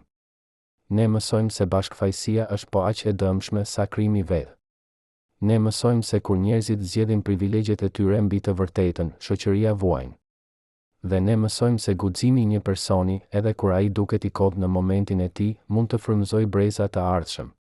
A do të kishte ndryshuar diçka nëse më shumë njerëz nga ai rreth i brendshëm do të kishin folur? A do të kishte ndryshuar historia e Shqipërisë nëse edhe 5 ose 10 prej atyre 12 njerëzve do të kishin mbështetur Liri Belishovën? Ne nuk do ta dim kurrë. Por ne e dim këtë, çdo herë që ne zgjedhim heshtjen kur duhet të flasim, çdo herë që ne zgjedhim sigurinë kur duhet të rrezikojmë, çdo herë që ne zgjedhim privilegjet tona mbi të vërtetën, ne bëhemi pjesë e problemit. Ne bëhemi pjesë e asaj liste të turpshme të atyre që dinin por nuk bën asgjë. Dhe kjo është pyetja që secili prej nesh duhet t'i bëj vetes, kur vjen momenti im, momenti kur unë duhet të zgjedh midis sigurisë dhe të vërtetës, midis privilegjit dhe integritetit, midis heshtjes dhe guximit, çfarë do të zgjedh unë? A do të jem si Liri Belishova, e cila zgjodhi të flasë edhe kur e dinte se kjo do të shkatëronte jetën e saj? Apo do të jem si ata 12 që zgjodhen të heshtën edhe kur e dinin se heshtja e tyre do të shkaktonte vuajtje për miliona? Kjo nuk është një pyetje hipotetike. Kjo është pyetja më e rëndësishme që secili prej nesh do të përballojë në jetën tonë. Dhe mënyra se si ne përgjigjemi ndaj kësaj pyetjeje do të përcaktojë jo vetëm karakterin ton personal, por edhe llojin e shoqërisë në të cilën jetojmë. Sepse shoqëritë nuk ndryshojnë nga veprimet e diktatorëve. Ato ndryshojnë nga zgjedhjet e njerëzve të zakonshëm, njerëz si ju dhe unë, në momente kur duhet të vendosim se çfarë është më e rëndësishme, siguria jon apo e vërteta. Për herë të parë në 35 vjet, gruaja që kishte qenë përgjegjëse për sigurinë personale të Enver Hoxhës pranon të flasë përpara kamerave. Ajo që na tregon për javët e fundit të regjimit do të përmbysë gjithçka që mendoni se dini. Nga bisedat private midis Enverit dhe Nexhmie Hoxhës, deri te planet e dëshpëruara për të shpëtuar arkivat sekrete, deri te momenti kur ata kuptuan se gjithçka kishte mbaruar. Por ka diçka edhe më tronditse, në ato ditë të fundit, Enver Hoxha kërkoi të takonte Liri Belishovën. Ai donte t'i kërkonte falje. Por ajo nuk shkoi kurrë. Pse? Çfarë e pengoi atë takim që mund të kishte ndryshuar gjithçka? Dhe çfarë i tha Liri Belishova atij mesazh që erdhi shumë vonë? Në vitin 1985, Enver Hoxha ndërroi jetë. Lajmi u shpall në të gjitha mediat shtetërore. Populli u thirr të mblidhej në sheshe për të vajtuar udhëheqësin e dashur. Por në atë fabrikë tekstili në Berat, Liri Belishova nuk qau. Ajo thjesht vazhdoi të punonte, sikur asgjë të mos kishte ndodhur. Kur një grua e pyeti, a nuk ndjeni diçka, ajo u përgjigj, unë ndjej lehtësim. Jo sepse një njeri vdiq, por sepse një epokë po mbaron. Dhe ndoshta tani, e vërteta do të ketë një shans. Por ajo gaboi. Epoka nuk mbaroi me vdekjen e Enver Hoxhës. Ajo vazhdoi edhe për 6 vjet të tjera, në udhëheqjen e Ramiz Alis, një nga ata 12 emra në atë listë të famshme, një nga ata që dinin gjithçka por nuk bën asgjë. Por diçka kishte filluar të ndryshonte. Në vitin 1987, Mikhail Gorbachev filloi politikën e glasnost dhe perestroika në Bashkimin Sovjetik. Muret po fillonin të bien në të gjithë Evropën lindore. Njerëzit po fillonin të flisnin. Dhe në Shqipëri, edhe pse regjimi përpiqej të mbante kontrollin, era e ndryshimit po depërtonte. Të rinjt po dëgjonin radio të huaja. Intelektualët po lexonin libra të ndaluar. Punëtorët po diskutonin në fshehtësi për atë që po ndodhte në botë. Dhe emri i Iliri Belishovës po përmendej gjithnjë më shpesh, jo si një tradhtare, por si një profete që kishte parë të ardhmen kur të tjerët ishin të verbër. Në dhjetor të vitit 1989, muri i Berlinit ra. Në janar të vitit 1990, regjimi komunist në Rumani u rrëzua. Nicolae Ceaușescu, diktatori që kishte qenë miku më i ngushtë i Enver Hoxhës, u ekzekutua së bashku me bashkëshorten e tij Elena. Lajmi arriti në Shqipëri, edhe pse qeveria përpiqej ta censuronte. Dhe për herë të parë, njerëzit filluan të pyesin hapur, nëse Ceaușescu ra, pse jo edhe Ramiz Alia? Nëse Rumania mund të ndryshojë, pse jo edhe Shqipëria? Në shkurt të vitit 1990, Liri Belishova mori një vizitë të papritur. Ishte një gazetar i ri nga Tirana, i cili kishte dëgjuar për historinë e saj dhe donte ta intervistonte. Ajo ishte e dyshimt në fillim. Ajo kishte mësuar të mos i besonte askujt. Por diçka në zërin e atij të riu, një sinqeritet, një dëshirë e vërtet për të kuptuar, e bindi atë. Ajo pranoi të fliste. Dhe për herë të parë në 30 vjet, ajo tregoi historinë e saj të plotë. Ajo foli për plenumin e vitit 1960. Ajo foli për paralajmërimet që kishte dhënë. Ajo foli për vuajtjet që kishte përjetuar. Dhe ajo foli për atë që kishte mësuar, se e vërteta, edhe kur ajo fshihet për dekada, në fund gjen një mënyrë për të dalë në shesh. Intervista nuk u publikua menjëherë. Censura ishte ende e fortë. Por kopjet të saj filluan të qarkullojnë në mënyrë të fshehtë midis intelektualëve. Njerëzit e lexonin dhe mbeteshin të habitur. Shumë prej tyre nuk e dinin se kush ishte Liri Belishova. Shumë prej tyre nuk e dinin se çfarë kishte ndodhur në atë plenum. Por tani, ata po mësonin. Dhe ajo që po mësonin po ndryshonte mënyrën se si ata shikonin historinë e tyre. Ata po kuptuan se regjimi komunist nuk kishte qenë vetëm një sistem politik. Ai kishte qenë një sistem terrori që kishte shkatëruar jetën e mira njerëzve të pafajshëm. Në dhjetor të vitit 1990, studentët në Tiranë filluan të protestonin. Ata kërkonin demokraci, liri, të drejta njerëzore. Policia përpiqej t'i shpërndante, por ata nuk largoheshin. Çdo ditë, numri i protestuesve rritet. Çdo ditë, zëri i tyre bëhej më i fortë. Dhe në mars të vitit 1991, regjimi komunist ra. Ramiz Alia dha dorëheqjen. Partia e Punës humbi pushtetin. Dhe Shqipëria filloi një epokë të re, një epokë demokracie, lirie dhe shprese. Por çfarë ndodhi me Liri Belishovën? Në prill të vitit 1991, ajo u ftua në Tiranë për një ceremoni zyrtare. Qeveria e re donte ta rehabilitonte atë, ta nderonte për guximin e saj, ta bënte një simbol të rezistencës kundër diktaturës. Ajo shkoi, por me rezerva. Ajo nuk donte të bëhej një hero. Ajo nuk donte të përdorej për qëllime politike. Ajo thjesht donte që e vërteta të njihej. Në atë ceremoni, ajo foli për pak minuta. Ajo tha, unë nuk jam këtu për të marrë nderime. Unë jam këtu për t'ju kujtuar se çfarë ndodh kur njerëzit zgjedhin heshtjen mbi të vërtetën. Unë jam këtu për t'ju kujtuar se demokracia nuk është vetëm një sistem politik. Ajo është një përgjegjësi që secili prej nesh ka, përgjegjësia për të folur kur shohim padrejtësi, për të qëndruar kur shohim korrupsion, për të mbrojtur të dobëtit kur ata nuk mund të mbrojnë veten. Këto fjalë u pritën me duartrokitje të gjata. Por Liri Belishova nuk buzëqeshi. Ajo e dinte se fjalët ishin të lehta. Veprimet ishin të vështira. Dhe ajo e dinte se Shqipëria kishte një rrugë të gjatë përpara, një rrugë plot sfida, plot pengesa, plot rreziqe. Por ajo gjithashtu e dinte se për herë të parë në 50 vjet, populli shqiptar kishte një shans për të ndërtuar një të ardhme më të mirë. Dhe kjo ishte diçka për të cilën vlente të luftohej. Në vitet që pasuan, Liri Belishova jetoi në qetësi. Ajo nuk kërkoi vëmendje. Ajo nuk dha shumë intervista. Ajo thjesht jetoi jetën e saj duke shijuar lirinë që kishte pritur për aq kohë. Ajo lexonte libra që kishin qenë të ndaluar. Ajo udhëtonte në vende që nuk kishte mundur të vizitonte. Ajo takonte njerëz që kishin qenë të ndaluar për t'u takuar. Dhe ajo shkruante, jo për publikim, por për veten e saj, për të ruajtur kujtimet, për të kuptuar atë që kishte përjetuar. Por ka një histori të fundit që duhet të treguhet. Në vitin 2005, Liri Belishova mori një letër nga një grua e re. Kjo grua shkruante, Zonja Belishova, unë jam besja e Vera Dhramit, gruas që ju foli në fabrikë në vitin 1965.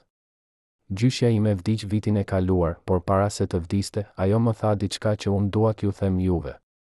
Ajo tha se ajo ditë kur ajo ju foli ishte dita më e rëndësishme e jetës së saj. Jo sepse ajo bëri diçka heroike, por sepse ajo zgjodhi të jetë njerëzore në një kohë kur njerëzimi ishte i ndaluar. Ajo tha se edhe pse ajo u detyrua të ndalonte së folurit me ju, ajo nuk harroi kur atë moment. Dhe ajo donte që ju ta dinit se ajo ju respektonte, ajo ju admironte, dhe ajo ishte krenar që kishte pasur guximin, edhe për një moment, të qëndronte pranë jush. Liri Belishova qau kur lexoi këtë letër. Ishin lotët e para që ajo kishte derdhur për vite. Jo lot trishtimi, por lot lehtësimi. Ajo kuptoi se vuajtja e saj nuk kishte qenë e kohë. Ajo kuptoi se edhe në momentet më të errëta, kishte pasur njerëz që e kishin mbështetur, edhe nëse vetëm në heshtje. Ajo kuptoi se guximi, edhe kur ai duket i vogël, edhe kur ai duket i paefektshëm, ka një ndikim që vazhdon përtej momentit të tij. Liri Belishova ndërroi jetë në vitin 2007, në moshën 91 vjeç. Vdekja e saj kaloi pothuajse pa u vënë re. Kishte vetëm një artikull të vogël në një gazetë. Nuk kishte ceremoni zyrtare. Nuk kishte fjalime nga politikan. Nuk kishte statuja apo monumente. Ajo u varros në një varrezë të thjeshtë në Tiranë, pranë familjes së saj. Dhe për shumë njerëz, emri i saj mbeti i panjohur. Por për ata që e njihnin historinë e saj, për ata që kishin lexuar fjalët e saj, për ata që kishin kuptuar guximin e saj, Liri Belishova ishte diçka më shumë se një figurë historike. Ajo ishte një simbol i asaj që do të thotë të qëndrosh për të vërtetën kur gjithçka është kundër teje. Ajo ishte një dëshmi se integriteti moral është më i fortë se pushteti politik. Ajo ishte një dritë udhëzuese për të gjithë ata që përballen me zgjedhjen midis sigurisë dhe guximit. Sot, gati 65 vjet pas atij plenumi fatal, ne mund të shikojmë prapa dhe të vlerësojmë trashëgiminë e Liri Belishovës. Çfarë la ajo pas? Jo statuja, jo monumente, jo rrugë të emëruara sipas saj. Por ajo la diçka më të vlefshme, një shembull. Një shembull se si të jetosh me integritet në një botë që shpesh shpërblen kompromisin. Një shembull se si të flasësh të vërtetën në një botë që shpesh dëshiron gënjeshtra. Një shembull se si të qëndrosh i fortë në një botë që shpesh kërkon dorëzim. Por historia e saj na lë edhe me pyetje të hapura. Çfarë do të kishte ndodhur nëse më shumë njerëz do ta kishin mbështetur atë në atë plenum? Çfarë do të kishte ndodhur nëse Shqipëria do të kishte dëgjuar paralajmërimet e saj? Çfarë do të kishte ndodhur nëse Enver Hoxha do të kishte pasur guximin të pranonte se kishte gabuar? Ne nuk do ta dim kurrë. Historia nuk na jep mundësinë të rikthehemi dhe të ndryshojmë të kaluarën. Por ajo na jep mundësinë të mësojmë nga e kaluara dhe të ndërtojmë një të ardhme më të mirë. Dhe kjo është pyetja që secili prej nesh duhet t'i bëj vetes. Çfarë do të bëj unë kur vjen momenti im? Kur unë përballem me zgjedhjen midis sigurisë dhe të vërtetës, midis privilegjit dhe integritetit, midis heshtjes dhe guximit, çfarë do të zgjedh unë? A do të jem si Liri Belishova, e cila zgjodhi të flas edhe kur e dinte se kjo do të shkatëronte jetën e saj? Apo do të jem si ata që zgjodhen të heshtën, duke shpresuar se dikush tjetër do të kishte guximin që atyre u mungonte? Historia nuk përsëritet saktësisht, por ajo rimondohet. Situatat ndryshojnë, por zgjedhjet mbeten të njëjta. Edhe sot, në vende të ndryshme, në kontekste të ndryshme, ka njerëz që po përballen me të njëjtin zgjedhje që përballej Liri Belishova. Ka njerëz që po shohin padrejtësi dhe po pyesin veten, a duhet të flas apo të hesh? Ka njerëz që po shohin korrupsion dhe po pyesin veten, a duhet të veproj apo të injoroj? Ka njerëz që po shohin vuajtje dhe po pyesin veten, a duhet të ndihmoj apo të kthehem nga ana tjetër? Dhe për këta njerëz, historia e Liri Belishovës është një mesazh: guximi është i mundur. Integriteti është i mundur. Qëndrimi për të vërtetën, edhe kur gjithçka është kundër teje, është jo vetëm i mundur, por i nevojshëm. Sepse shoqëritë nuk ndryshojnë nga veprimet e diktatorëve. Ato ndryshojnë nga zgjedhjet e njerëzve të zakonshëm, njerëz si Liri Belishova, njerëz si Vera Dhrami, njerëz si ju dhe unë, në momente kur duhet të vendosim se çfarë është më e rëndësishme, siguria jon apo e vërteta. Historia e plenumit të vitit 1960 nuk është vetëm një histori për të kaluarën. Ajo është një histori për të tashmen dhe të ardhmen. Ajo është një histori që na kujton se çdo gjenerat përballet me zgjedhjet e veta, me sfidat e veta, me momentet e veta të së vërtetës. Dhe mënyra se si ne përgjigjemi ndaj këtyre momenteve përcakton jo vetëm karakterin ton personal, por edhe llojin e botës që do t'u lëmë fëmijëve tanë. Liri Belishova zgjodhi guximin. Ajo zgjodhi të vërtetën. Ajo zgjodhi integritetin. Dhe për këtë, ajo pagoi një çmim të lartë. Por ajo gjithashtu la pas një trashëgimi që është më e vlefshme se çdo pasuri materiale, një shembull se si të jetosh me dinitet në një botë që shpesh kërkon dorëzim. Dhe kjo trashëgimi është diçka që asnjë diktator, asnjë regjim, asnjë sistem terrori nuk mund ta shkatërrojë kurrë. Sepse në fund e vërteta mbijetojnë. Edhe kur ajo fshihet, edhe kur ajo mohohet, edhe kur ajo përsekutohet, ajo gjen një mënyrë për të dalë në shesh. Dhe kur ajo del, ajo ndriçon errësirën, ajo shëron plagët, ajo na kujton se çfarë është vërtet e rëndësishme. Jo pushteti, jo pasuria, jo fama, por guximi për të qëndruar për atë që është e drejtë, edhe kur gjithçka është kundër nesh. Kjo është trashëgimia e Liri Belishovës. Kjo është mesazhi i saj për ne. Dhe kjo është pyetja që ajo na lë: çfarë do të zgjedhim ne? Stimaj telespektatori, nëse keni ndjekur këtë histori tragjike deri në fund, shkruani në komente nga cili qytet jeni. Na është e rëndësishme të dim ku Liri Belishova ende kujtohet. Dhe abonohuni në kanal për të mos humbur të vërtetën për idhujt e historisë.